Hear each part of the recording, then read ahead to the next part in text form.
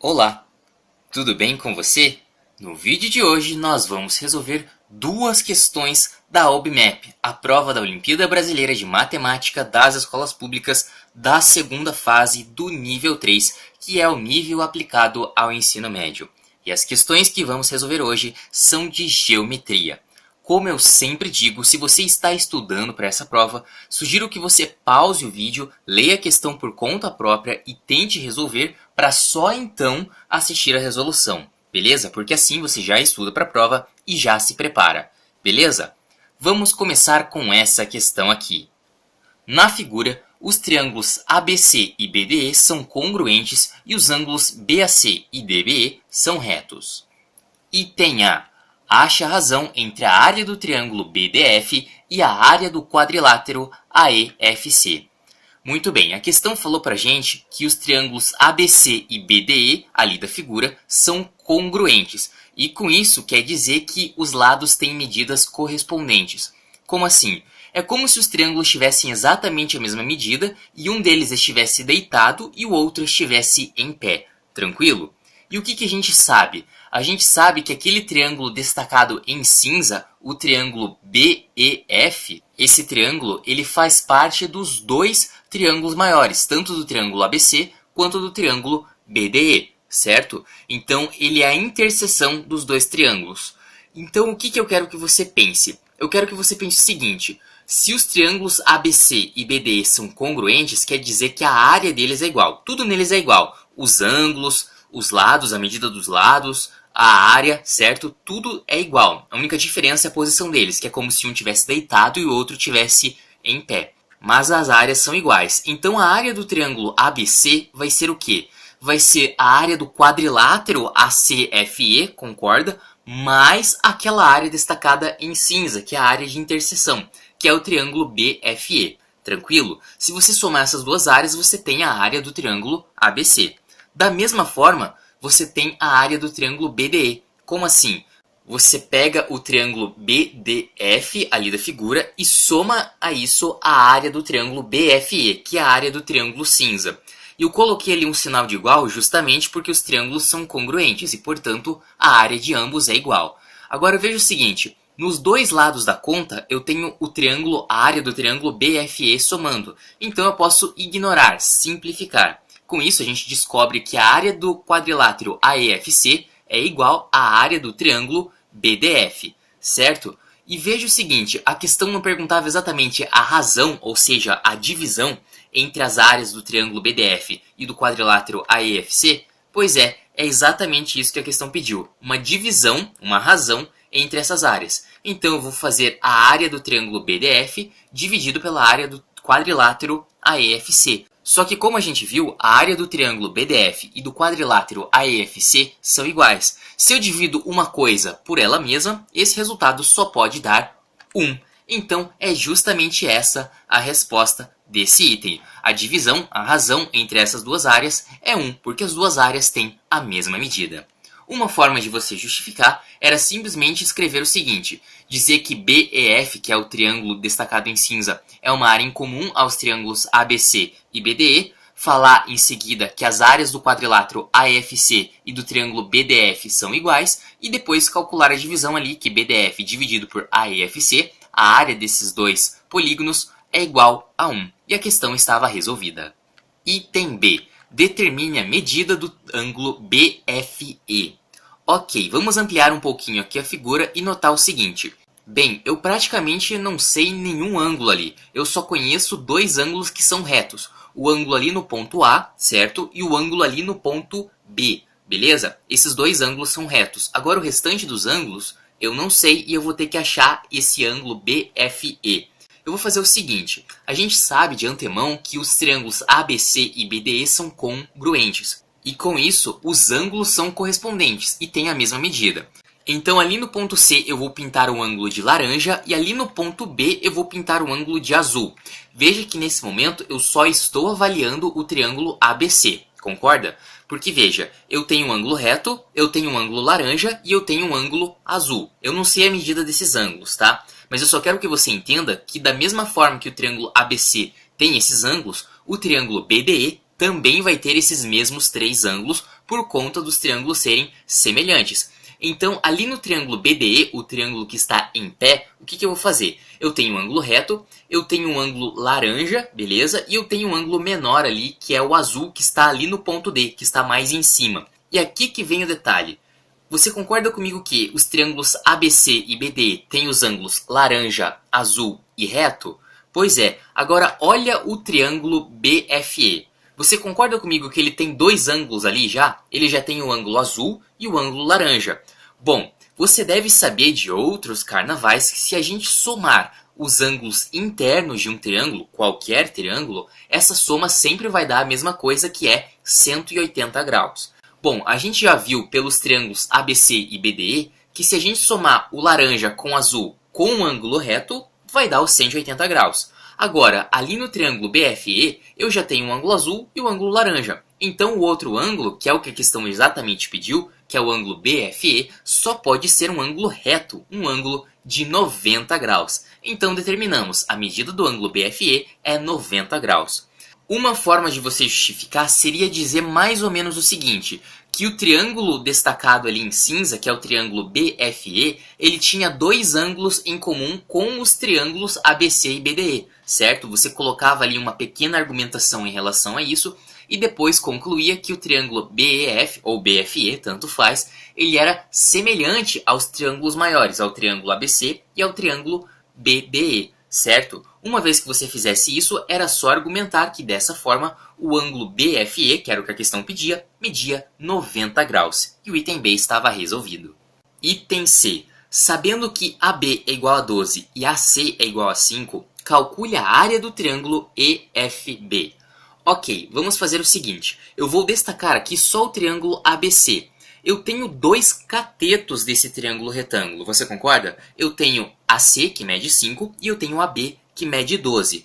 Bom, se você lembrar do teorema de Pitágoras, você vai concluir comigo que quando a gente tem 2 catetos, a gente consegue determinar a medida da hipotenusa, que nesse caso aí eu vou chamar de A. Ah, mas a questão não pediu a hipotenusa do triângulo, ela pediu a área do triângulo menor, do triângulo destacado em cinza. Pois é, mas por enquanto o que eu posso fazer é isso, é calcular essa hipotenusa. Então vamos começar por isso, beleza? O teorema de Pitágoras afirma pra gente que a hipotenusa ao quadrado é igual à soma dos quadrados dos catetos. Então o que vai acontecer aqui? A hipotenusa ao quadrado, e a hipotenusa eu chamei de A nesse caso, vai ser o quê? Vai ser um cateto ao quadrado, ou seja, 5 ao quadrado, mais o outro cateto ao quadrado, que é 12 ao quadrado. Então vai ficar como isso aí? A hipotenusa ao quadrado vai ser o quê? 5 ao quadrado é 25, 12 ao quadrado é 144. Então A ao quadrado vai ser 25 mais 144, que dá 169. Bom, a gente sabe então que a hipotenusa ao quadrado é 169, mas a gente quer o valor da hipotenusa. Então eu vou tirar a raiz dos dois lados. Veja, raiz quadrada de A ao quadrado vai ficar só o A, e a raiz quadrada de 169, se você lembrar, esse valor é exatamente igual a 13. Então beleza, calculamos a medida da hipotenusa do nosso triângulo ABC, que mede 13. Só que como a gente já sabe, o triângulo ABC e o triângulo BDE são congruentes. Então essas mesmas medidas que a gente tem para o triângulo ABC, a gente vai ter para o triângulo BDE, beleza?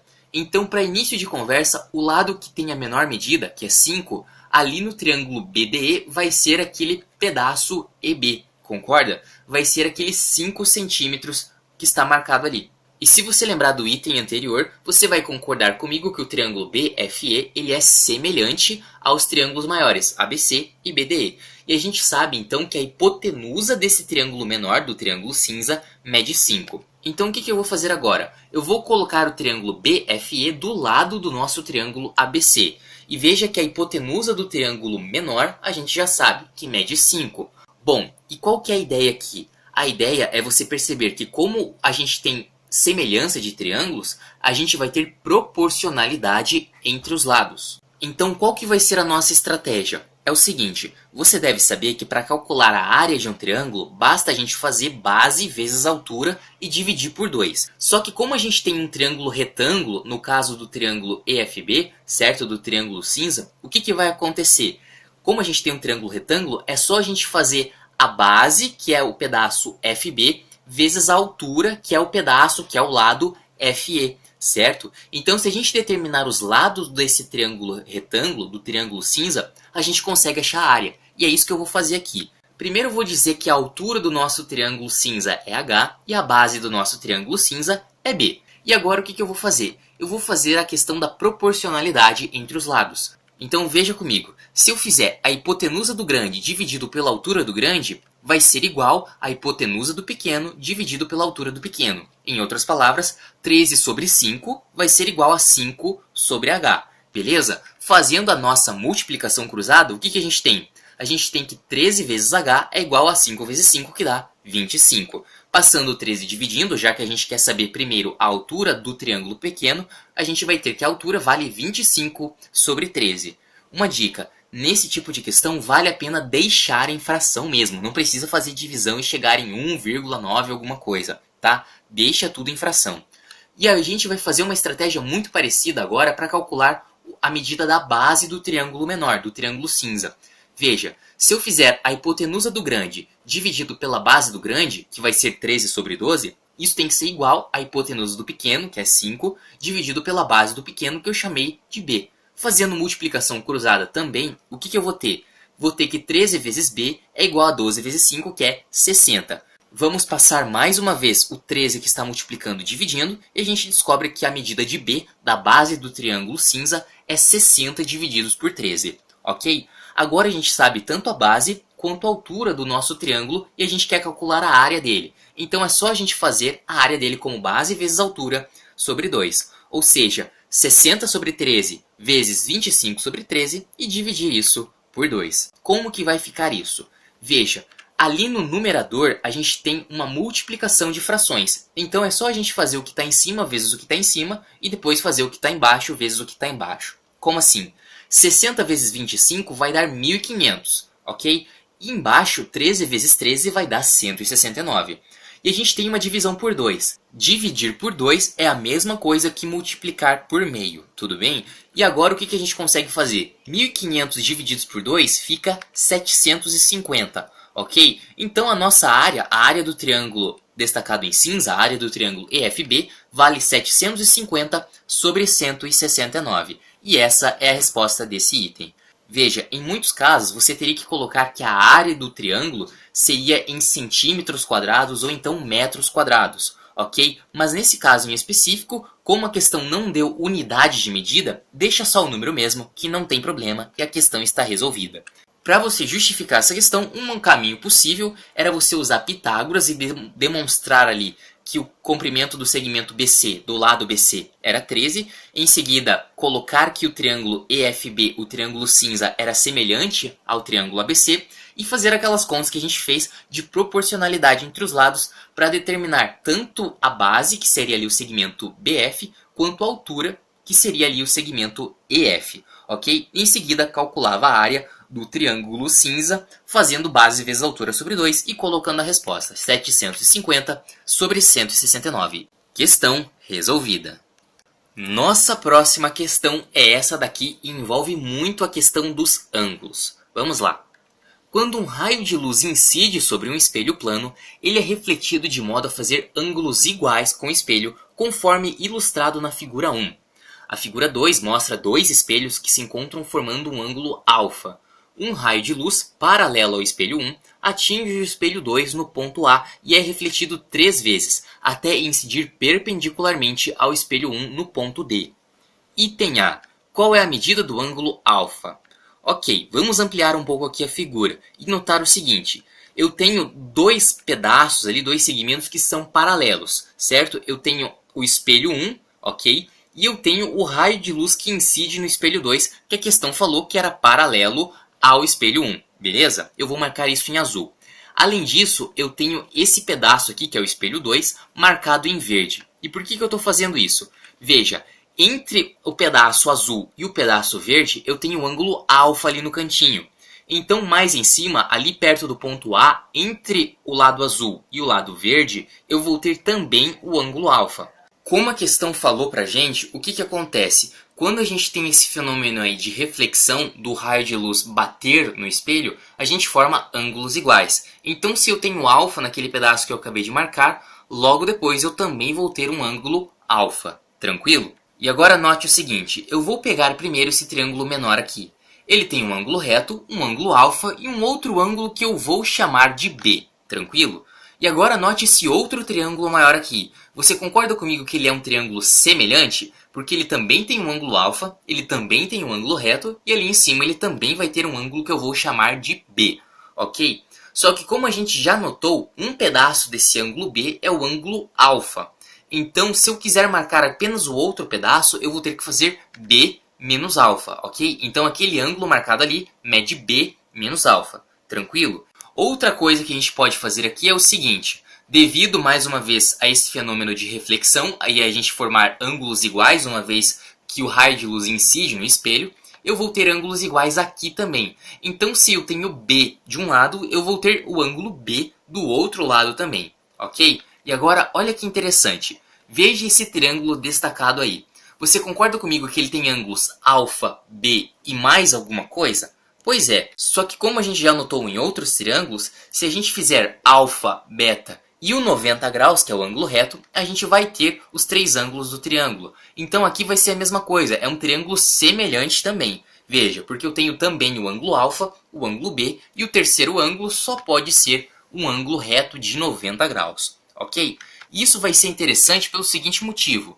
Veja, por causa da reflexão, eu vou ter dois ângulos ali que eu vou chamar de x e eles vão ser ângulos iguais. Você concorda comigo que se eu somar o x mais o 90 graus mais o x, eu vou ter 180 graus? Eu vou ter meia volta? Pois é, então se eu fizer x mais 90 graus, eu vou ter 180 graus, ok? Então como que vai ficar isso? Vai ficar 2x igual a 90 graus. Tranquilo? Não se perdeu até agora? Muito bem, porque ainda vamos continuar mais um pouco. O ângulo x vai medir então 45 graus, ok? Veja esse triângulo que eu estou destacando aqui. Ele tem um ângulo de 90 graus, ele tem um ângulo x, que a gente viu que mede 45 graus, e concorda comigo que o ângulo B menos alfa mede 45? Porque veja, eu tenho 90 graus, que é o ângulo reto nesse triângulo, e eu tenho o ângulo x, que mede 45. O ângulo B menos alfa, que é um dos ângulos que eu quero determinar, vai ter que medir também 45 graus, porque dessa forma, 45, que é o ângulo x, mais o ângulo reto, que é 90, mais o 45, vai fechar os 180 graus, e a gente sabe que a soma dos ângulos internos de qualquer triângulo é 180 graus, tranquilo? Então B menos alfa é igual a 45 graus. Muito bem, mas eu não quero saber o B, eu quero saber só o alfa. E o que eu vou fazer agora? Eu vou me atentar a esse triângulo menor aqui. Você concorda comigo que a soma dos ângulos internos de qualquer triângulo, desse inclusive, mede 180 graus? Pois é, como eu já tenho 90 graus, que é o ângulo reto, você vai concordar comigo que se eu somar a medida de alfa mais a medida de beta, eu vou ter 90 graus. B mais alfa é igual a 90 e B menos alfa é igual a 45 graus. Agora o que eu posso fazer? Eu posso fazer algumas continhas aqui de modo a calcular o ângulo alfa. Se eu fizer a primeira equação menos a segunda, olha o que vai acontecer. B menos B vai sumir, muito bem, eu não queria saber o ângulo B, eu queria saber o ângulo alfa. E alfa menos alfa vai ficar alfa mais alfa, que dá 2 alfa, tranquilo? E 90 menos 45 graus vai ficar como? Vai ficar 45 graus. É só a gente passar o 2 que está multiplicando e dividindo e chegarmos à conclusão de que o ângulo alfa mede 22 graus e meio. Beleza? Esse item bem trabalhoso, você tinha que ter uma excelente análise dos ângulos ali e de semelhança de triângulos também para poder calcular o ângulo alfa, que é 22,5, ok? Uma forma de você justificar essa questão, que tem um monte de ângulos chatinhos, era você fazer de repente um desenho alternativo e colocar ali as medidas de cada um dos ângulos. Veja, eu coloquei o 22,5 onde era o alfa e em seguida eu coloquei ali 67,5 em alguns lugares. Porque como a gente viu, B mais alfa dava 90. E se o alfa vale 22,5, então o outro ângulo que a gente tinha chamado de B mede 67,5. Ok? Então você só colocava ali um desenho mostrando os principais ângulos, ok? E determinava que o ângulo alfa mede 22 graus e meio. E o item A estava resolvido. Item B. seja AB perpendicular ao espelho 1, como na figura 2. Se AB é igual a 10 cm, qual é o comprimento de CD? Ok, a questão afirmou pra gente que a medida de AB é 10 cm. E ela quer saber qual que é o comprimento do CD, que eu vou chamar aqui de x, ok? Então a partir de agora o que a gente tem que fazer é calcular a medida x. E aqui é muito importante que você lembre daquele ângulo x que a gente calculou que media 45 graus. E por quê? Porque eu vou colocar ele aqui, 45 graus, e veja que ali em cima também eu vou colocar 45 graus. Vamos nos atentar agora a esse triângulo aqui. Veja, você concorda comigo que o ângulo de 45 graus ele está olhando, digamos assim, ele está oposto ao lado que mede 10? Pois é, da mesma forma aquele ângulo aí em cima de 45 graus está olhando aquele lado oposto, que também vai medir 10. Porque veja, como a gente tem um triângulo destacado em azul com um ângulo de 45 graus, é como se esse triângulo aí fosse um quadrado cortado na metade. E dessa forma a gente teria dois lados que medem 10 centímetros. E como a gente também sabe a respeito dessa reflexão que o enunciado falou, se a gente tem um ângulo de 45 graus de um lado, do outro lado também vou ter que ter 45 graus. Fica fácil analisar ali que também a gente tem um ângulo reto naquele triângulo bem pequenininho ali, e portanto temos um outro ângulo de 45 graus que eu não vou deixar marcado para não ficar muito poluído a imagem para você, ok? Mas note que aquele triângulo menor ali também é um triângulo que parece um quadrado cortado na metade, certo? Eu tenho um triângulo retângulo, eu tenho lados que medem 10 e 10 e eu tenho uma hipotenusa que eu vou chamar de A.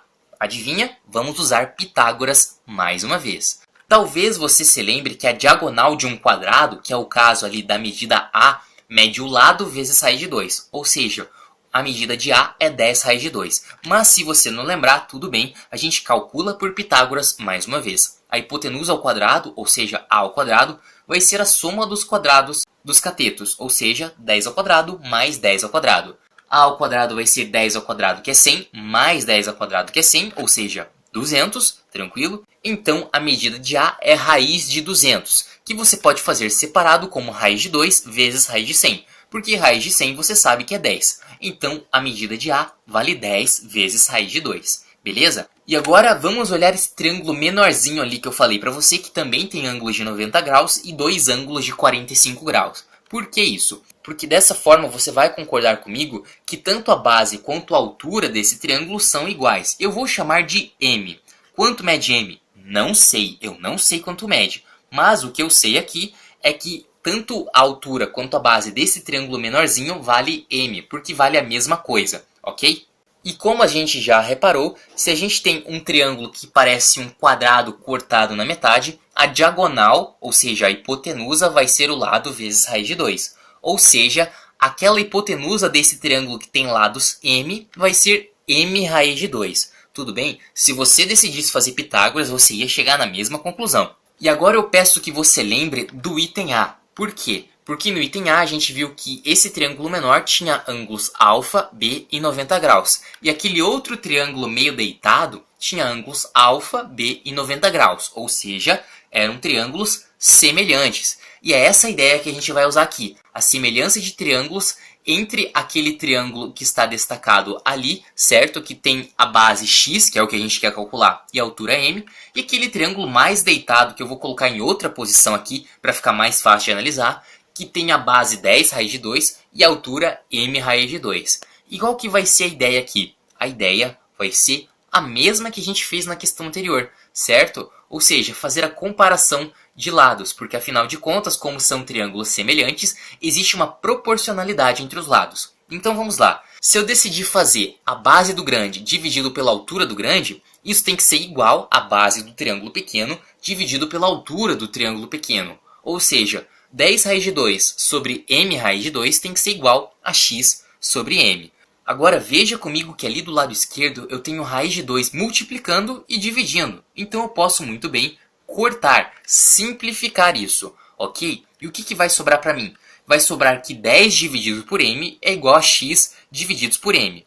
Bom, aqui fica fácil perceber que para isso ser uma igualdade, o valor de x tem que ser 10, ok? Ah, mas eu não sei quanto vale m. Tudo bem, não sabe, não precisa saber. Mas o que a gente queria saber aqui era a medida de x, que mede exatamente 10. 10 centímetros. Uma forma de você justificar seria você conseguir colocar nome a cada vértice ali. Então, além dos pontos A, B, C e D, você podia colocar os pontos E e F para facilitar um pouco a sua explicação.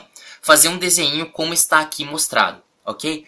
E depois argumentar o seguinte, que o ângulo alfa mede 22,5, que foi o que a gente viu no item A, e depois definir que a medida de FB era 10 e FA 10 raiz de 2, certo? Nem precisava entrar em detalhes, Pitágoras e tudo mais, apenas definia que a hipotenusa ali do triângulo era 10 raiz de 2, como a gente calculou, chegava na conclusão de que o triângulo EDF tinha lados que media M e M raiz de 2. E depois comentava o seguinte, que os triângulos CED, que é aquele triângulo pequenininho, e o triângulo EFA, que é aquele triângulo que está meio deitado, eram semelhantes. E em seguida fazia aquela semelhança entre os lados que a gente queria, que foi exatamente o que a gente fez para chegar na conclusão de que a medida de CD era 10 centímetros, ok? E aí a questão, o item B, estava resolvido. Bem, essas foram as questões de hoje. Como você pode perceber, geometria do nível 3 não é uma coisa fácil, então exige estudo, exige que você já tenha um conhecimento prévio em alguns casos e principalmente uma excelente análise na hora da prova, né? Porque você deve ter reparado que apenas saber usar a semelhança de triângulos, apenas saber Pitágoras, ou então apenas saber ali que a soma dos ângulos internos é 180 graus, muitas vezes não é o suficiente para você conseguir resolver de fato uma questão da OBMAP, ok? Então a prática é importantíssima nesse quesito, ok? Para você ficar preparado para a hora da prova, beleza? Bem, esse foi o vídeo de hoje, espero muito que você tenha gostado. Muito obrigado por assistir ao vídeo, um grande abraço para você, tudo de bom e até a próxima!